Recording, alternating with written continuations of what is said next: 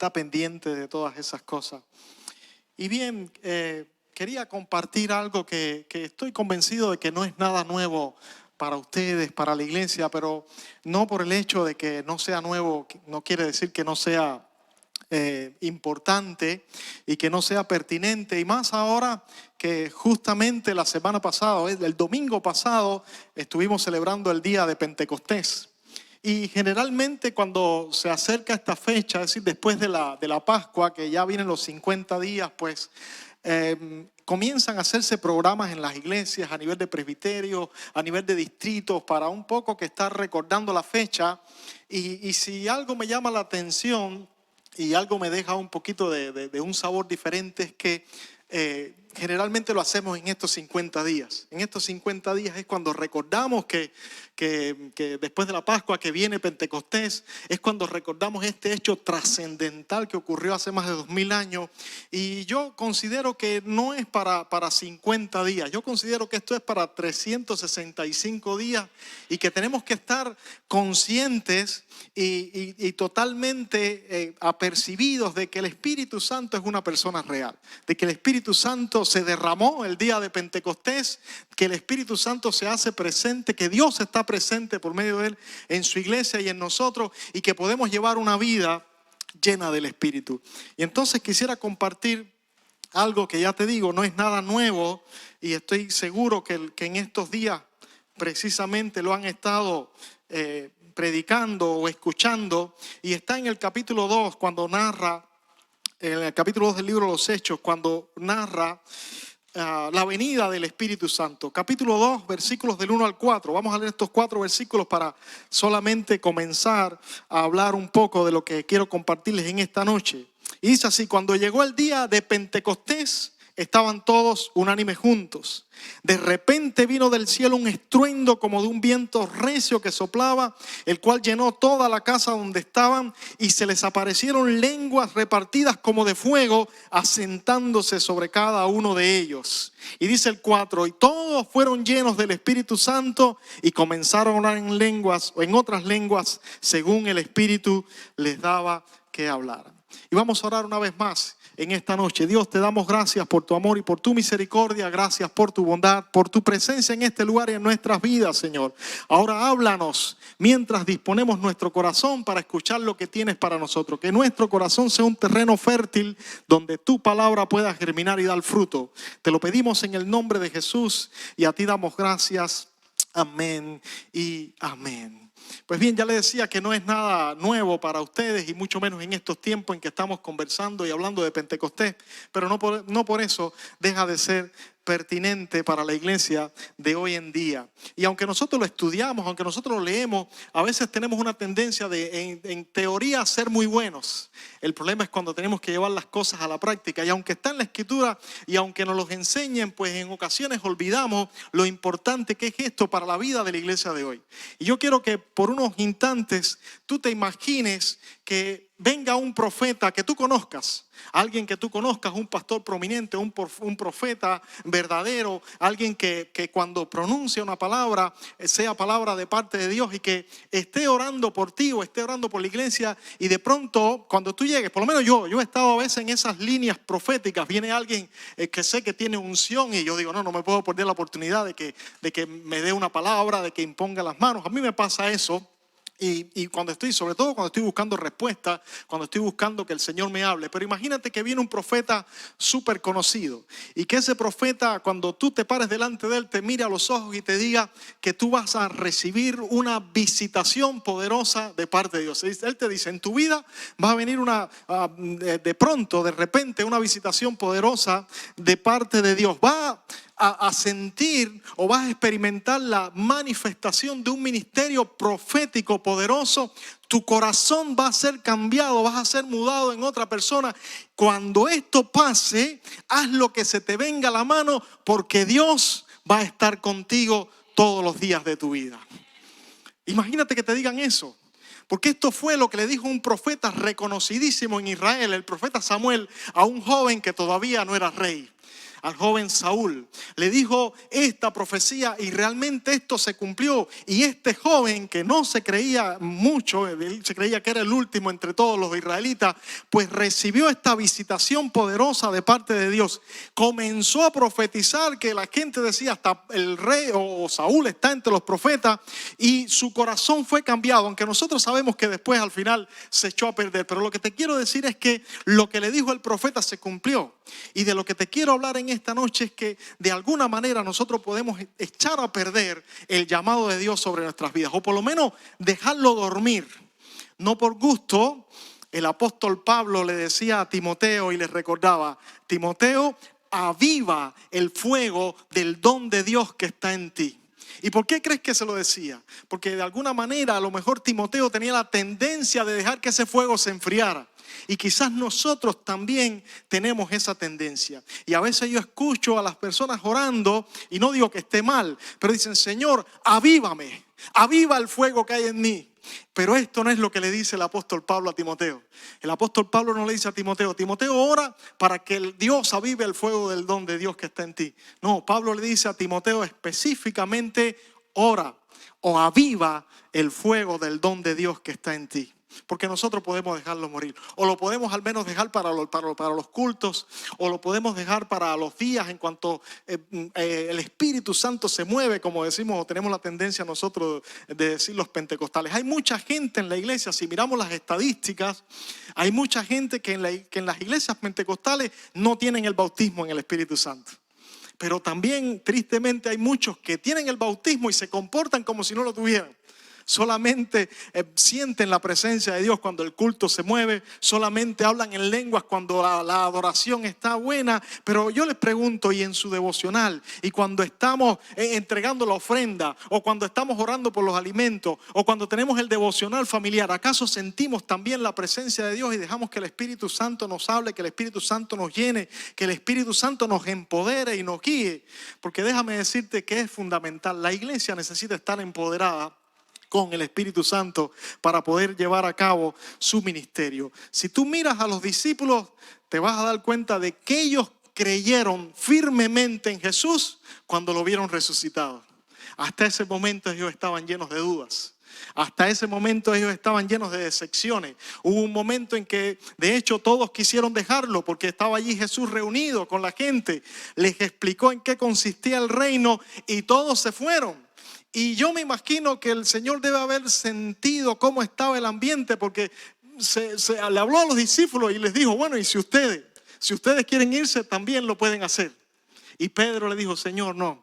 ¿A dónde vamos a ir si solo tú tienes palabras de vida eterna? Es decir, que ellos todo el tiempo estuvieron decepcionados, todo el tiempo estuvieron confundidos. El Señor una y otra vez les estaba enseñando, les decía la necesidad de que Él muriera, de que iba a resucitar, y ellos no le creyeron. Cuando vieron al Señor resucitado, aún algunos tuvieron sus dudas como Tomás, pero al final creyeron firmemente que Él era el Mesías.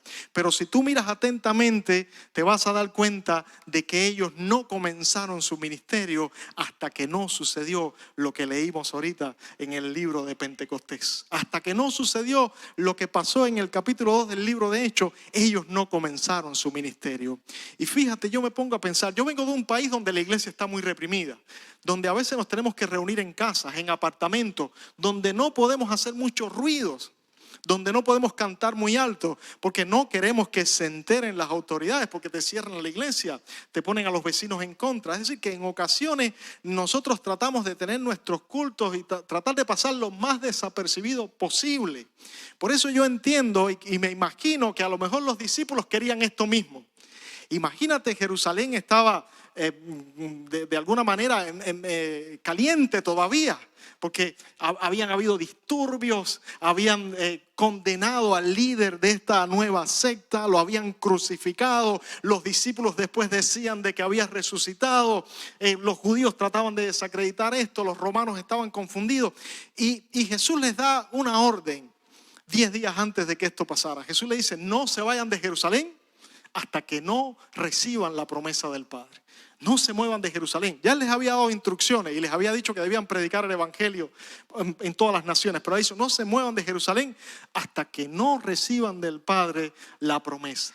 Y ellos se quedaron orando. Estaban allí en ese aposento alto, lo hemos leído. Y a lo mejor ellos querían pasar desapercibidos porque te das cuenta que ellos eran un grupo de hombres y mujeres, bueno, las mujeres no tanto, pero los hombres al menos temerosos. El día que crucificaron a Cristo no estaba Juan nada más. Todos los hombres, pues no sé dónde estaban. Pedro ya sabes cómo negó al Señor.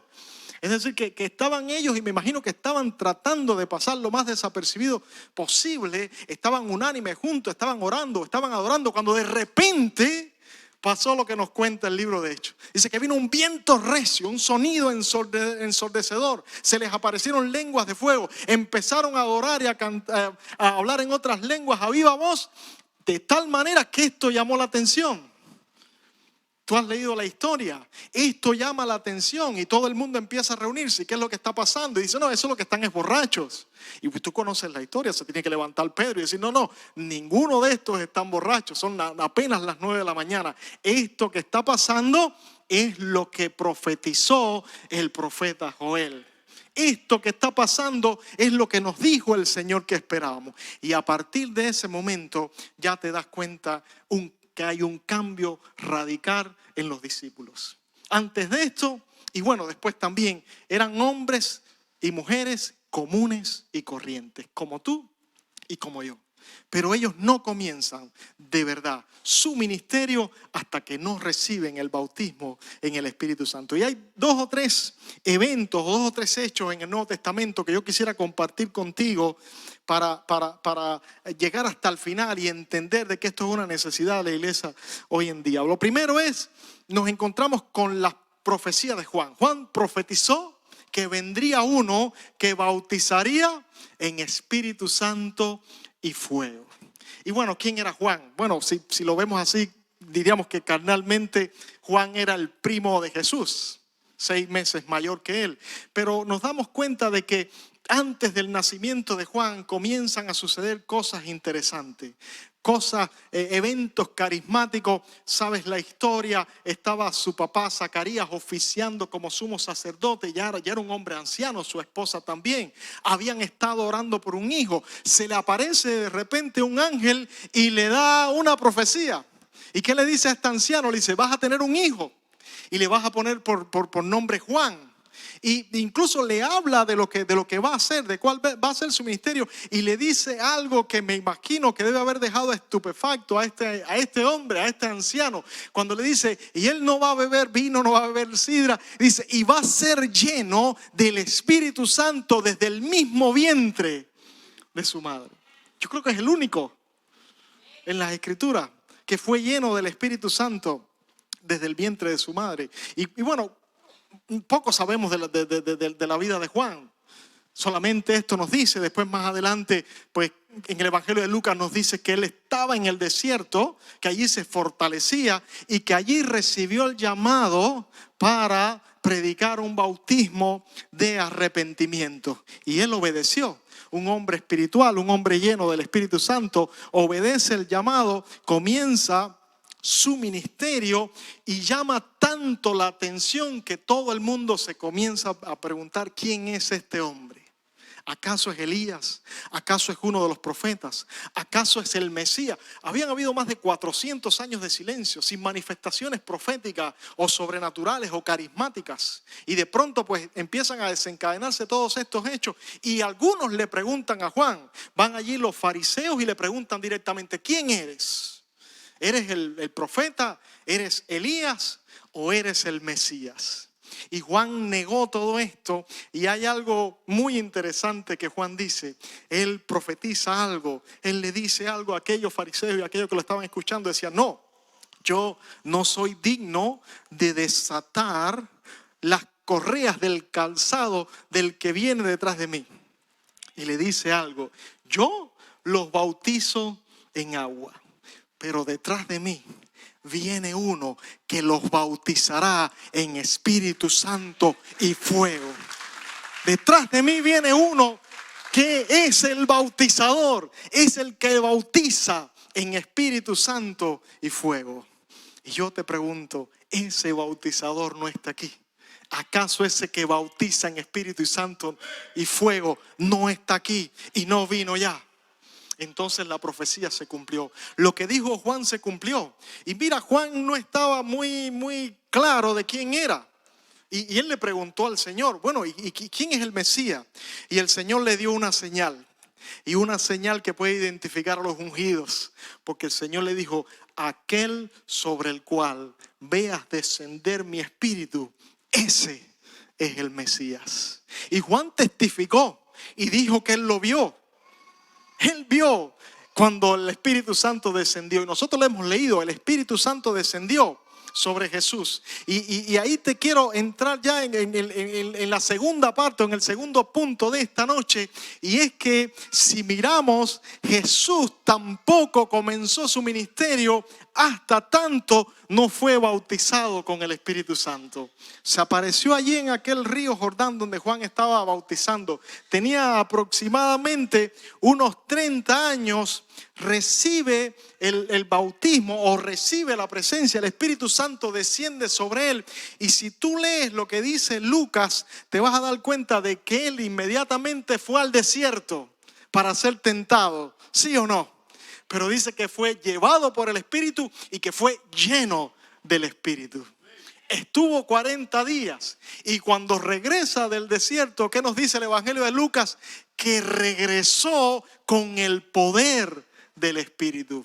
Y allí es cuando empieza su ministerio. Allí es cuando el Señor va a aquella sinagoga de Nazaret. Lo invitan a compartir. Abre el rollo, le dan el libro de Isaías, lo abre en la profecía que estaba en el capítulo 61 y sabemos que lee esto, es decir, que lo que había sucedido en el Jordán o la interpretación de lo que había sucedido en el Jordán delante de Juan y delante de aquella multitud, el Señor lo interpreta como el ungimiento del Espíritu Santo, porque dice allí en Lucas capítulo 4, versículo 16 al 21, dice, vino a Nazaret donde se había criado y en el día de reposo entró en la sinagoga conforme a su costumbre y se levantó a leer.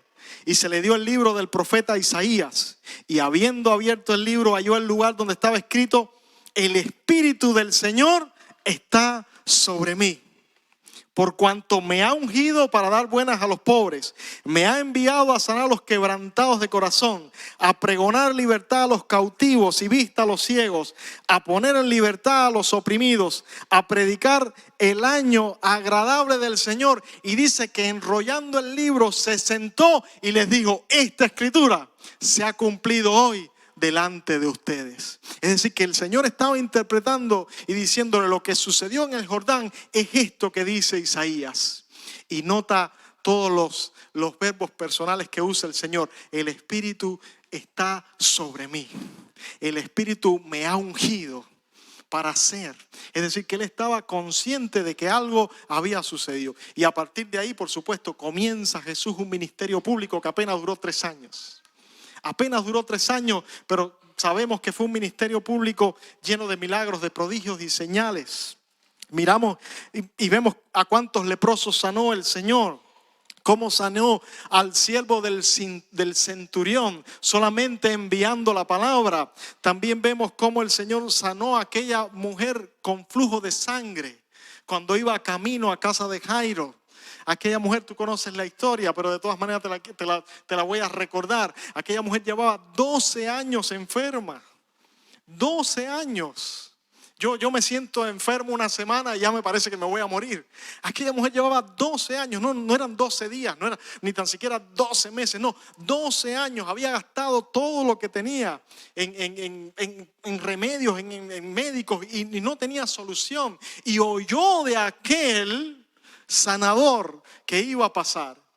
Y sale y está la multitud. Y ella solamente tenía una idea fija. Dice, si tan solo toco el borde de su manto. Y así lo hizo, batalló. A lo mejor en medio de su debilidad y de su enfermedad hasta que llegó. Tocó apenas el borde de su manto. ¿Y qué pasó? El Señor se detuvo al momento. Y los discípulos, ¿qué te pasa? Dice, alguien me ha tocado. Dice, pero ¿cómo que alguien te ha tocado? Todo el mundo te empuja. ¿Cómo vas a decir que alguien te ha tocado? Dice, no, porque yo sentí que salió poder de mí. Una mujer simplemente sanada por tocar el borde del manto del ungido. de aquel sobre el cual estaba el Espíritu del Señor. Y así vemos también cómo el Señor hizo y cómo resucitó a los que estaban muertos, a la hija de Jairo. Iba camino a la hija de Jairo y cuando llegó le dijeron a Jairo: no moleste más el maestro, la niña ha muerto. Pero vemos cómo el Señor llegó allí y resucitó a esa niña.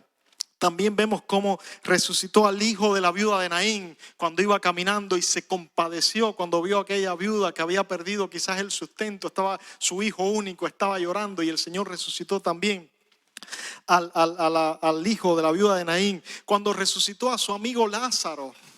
Y cuando yo leo la historia me impresiona de la manera en que el Señor lo hizo, porque el Señor tenía una relación especial con esta familia. Y le avisaron, le dijeron: tu amigo Lázaro está enfermo. Y el Señor no fue, se demoró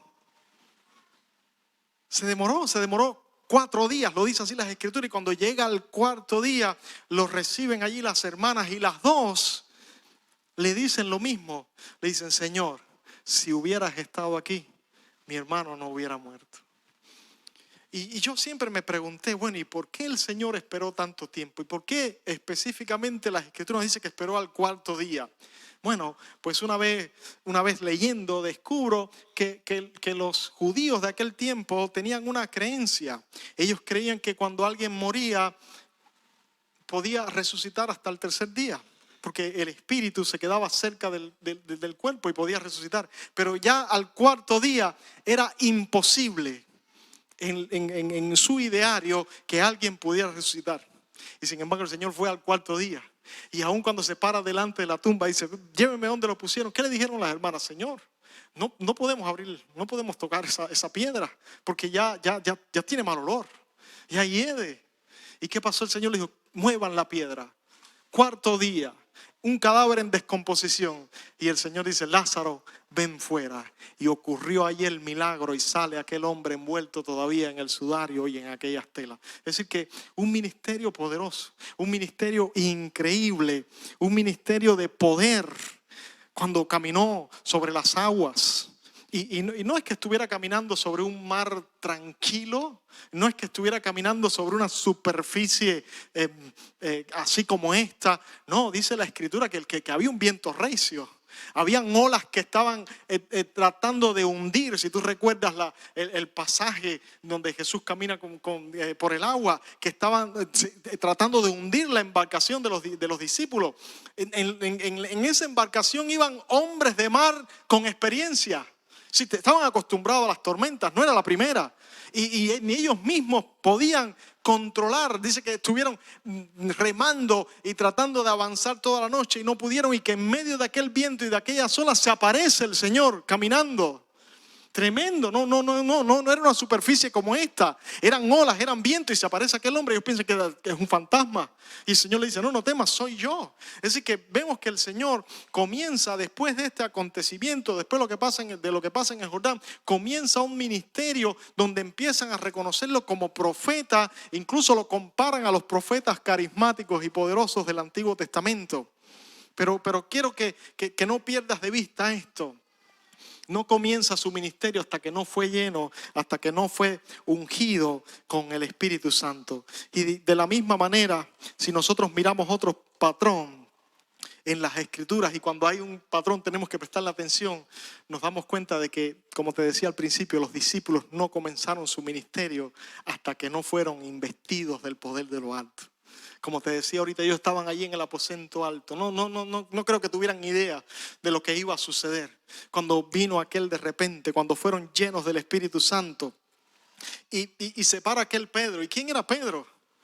Mira, yo he tenido fracasos terribles. Yo me he equivocado, yo he cometido errores increíbles. Pero cuando yo miro a Pedro, yo digo: wow, este hombre cometió un fracaso, pero espectacular. Porque Pedro, ¿quién era Pedro? Pedro siempre era, imagínate un Pedro en el liderazgo, pastor. siempre está, no piensa como lo que piensa lo dice sin mirar las consecuencias. De hecho, en una ocasión, cuando hay un ambiente cargado, que el Señor le está hablando a los discípulos de que tiene que ir a Jerusalén y que va a morir, el Señor le dice, los discípulos le dicen, y vamos a ir contigo, nosotros te vamos a acompañar, vamos a morir contigo. Y el Señor le dice, no, todos ustedes me van a abandonar. ¿Y quién se levantó y dijo, no, aunque todos estos te nieguen, yo no te voy a negar? Pedro se levanta y le dice delante de todo el mundo, allí con una arrogancia, no, aunque todos estos, yo me imagino que los demás se vean molestados, aunque todos estos te nieguen, yo no te voy a negar. Y el Señor lo mira con amor y con paciencia y que le dice, Pedro, esta noche, antes de que el gallo cante 2 veces, tú me vas a negar. Si a mí me dicen eso, yo me quedo tranquilito en mi casa. ¿Pero qué hizo Pedro? Bueno, tú lo sabes. Usa la influencia de Juan, entra al patio, aquel donde estaba el sumo sacerdote, donde estaban interrogando a Jesús. Que yo nunca hubiera hecho eso. Y cuando lo ven, ¿qué pasó? Enseguida lo descubrieron. Tú eres uno de los que andabas con Jesús. ¿Y qué dijo? Pero no, yo. No sé de qué estás hablando. Otra criada le dice, no, tú eres de ahí porque tú hablas igual que él. Dice, no, yo no. Finalmente, porque mira, lo interesante es que no solo lo niega, sino que lo niega 3 veces. Y no solo lo niega y lo niega 3 veces, sino que hasta blasfema o blasfema.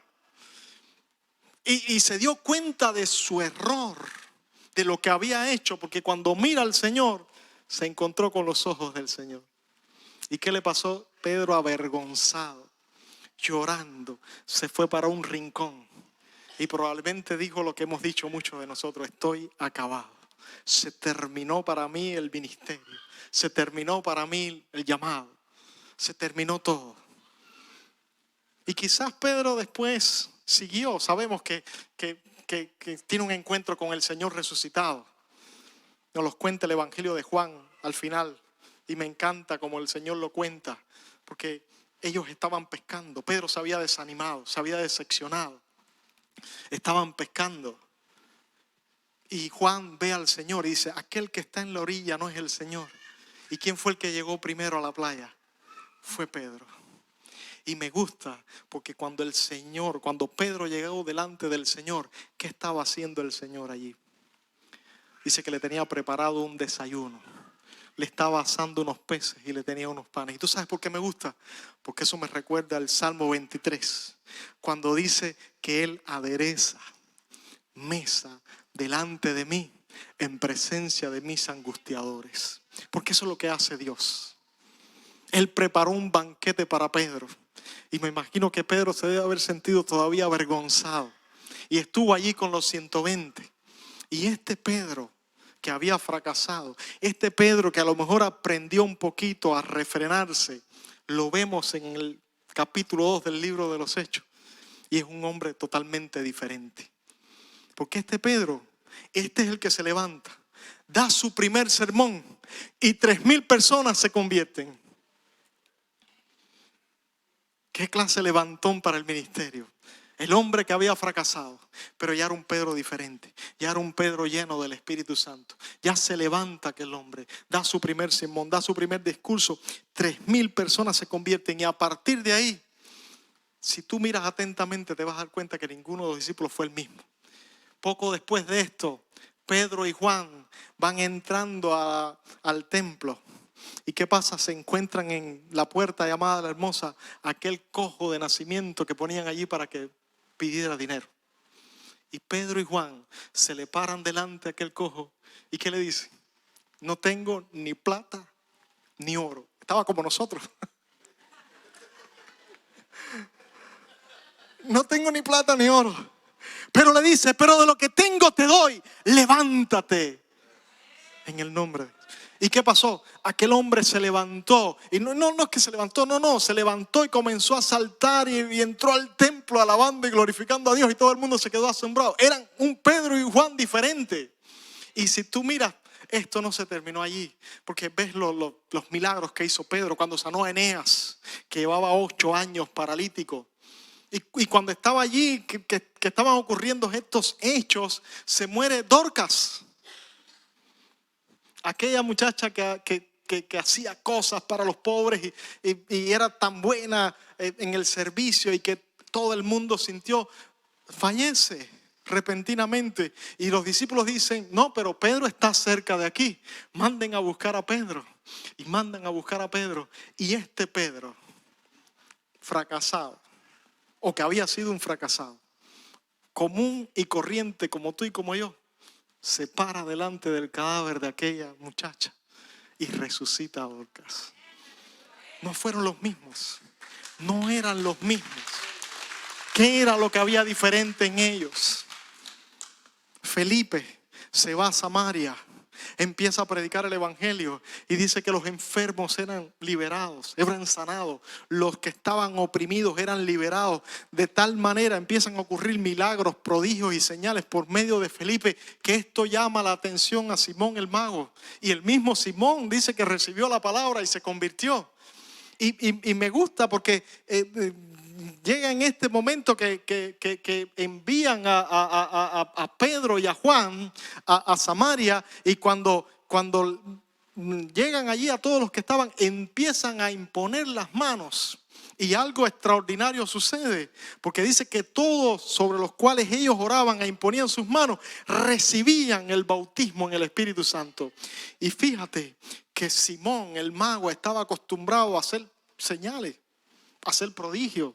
Había visto a Felipe haciendo señales y haciendo prodigios, pero esto le llamó poderosamente la atención, que cuando Pedro y Juan ponían las manos sobre los discípulos, recibían el bautismo en el Espíritu Santo, que le dijo, yo les voy a dar dinero para que oren por mí, para yo tener ese poder.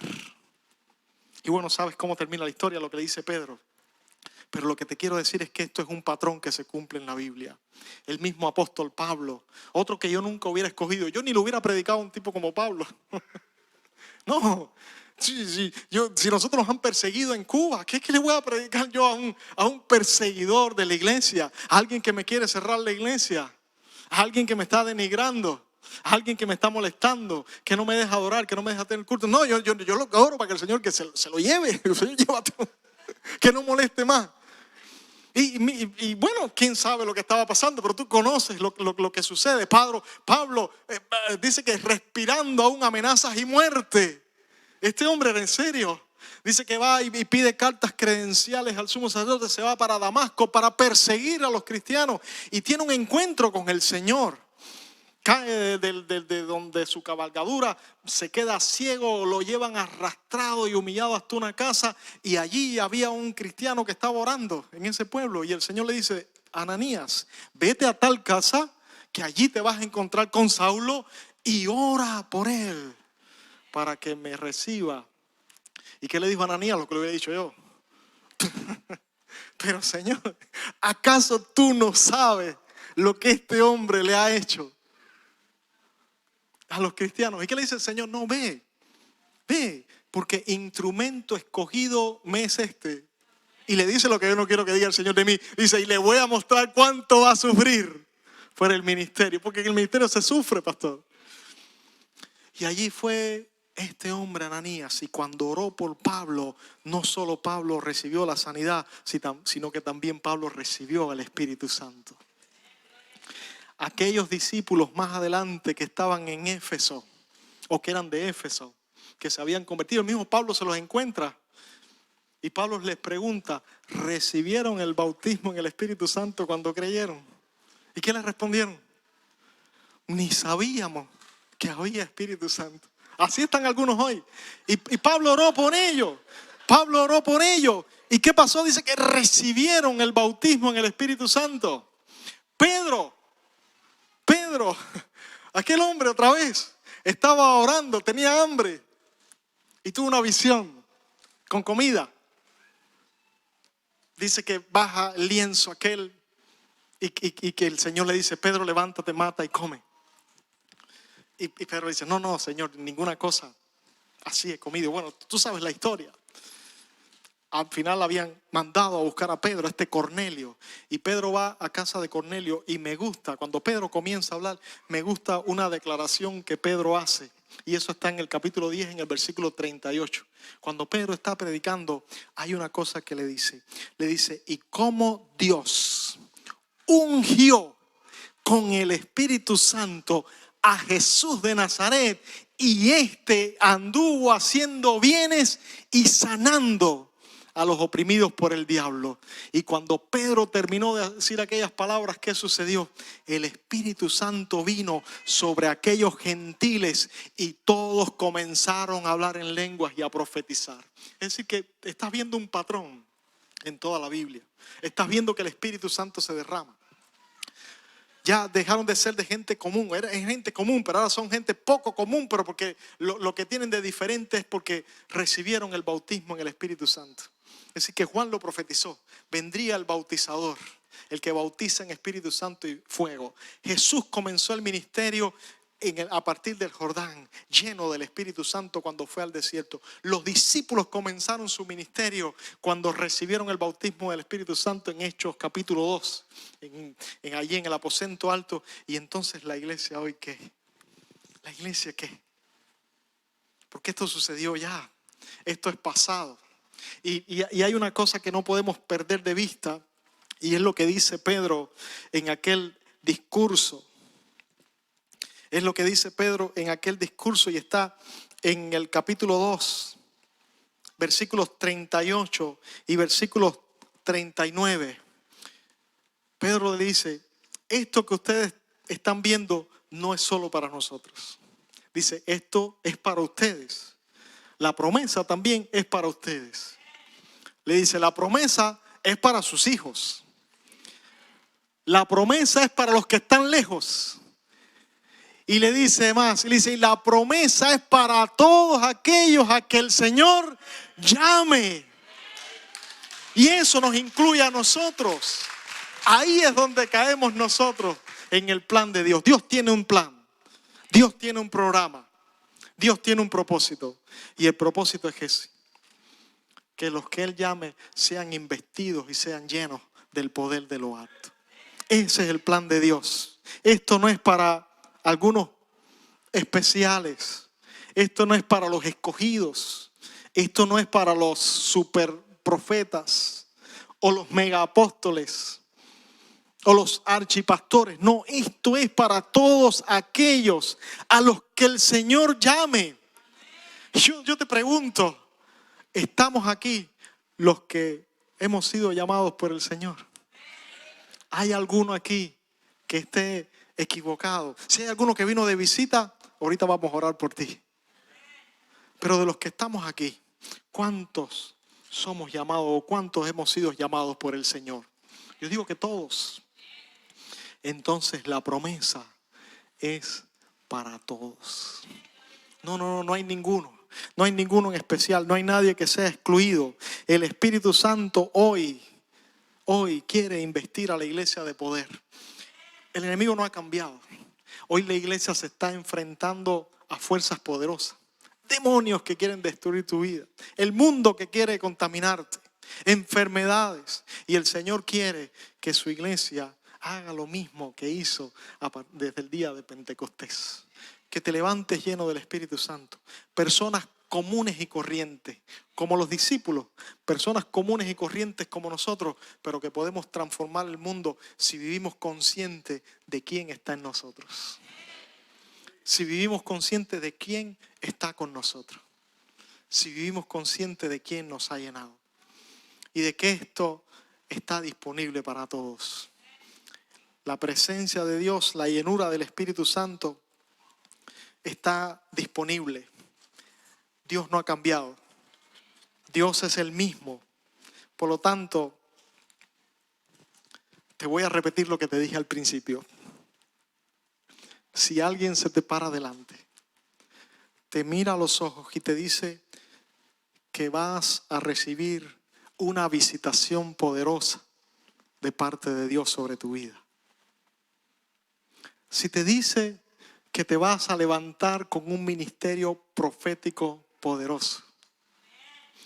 Y si te dice que Dios va a cambiar tu corazón para siempre.